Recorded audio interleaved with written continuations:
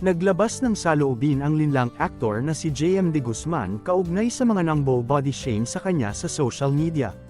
Sa kanyang post sa Instagram ay ibinahagi ni JM ang screenshot kung saan pinintasan ang pagtaas ng kanyang timbang. Kaya aminado ang aktor na nasasaktan siya sa komento ng mga netizens sa kanya.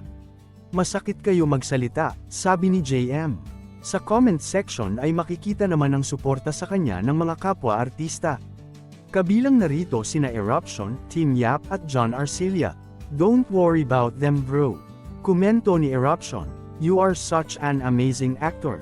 Your mastery of craft is what matters. Learn to ignore." Komento naman ni Team Yap.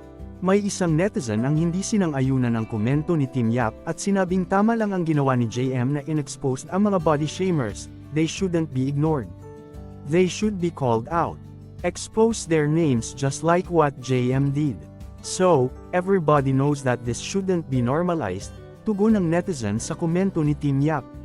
"Phew, ibang klase, how can people be so mean?"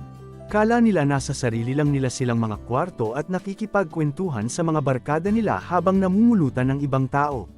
"These people are not happy people, that's for sure." Komento naman ni John Arcilla.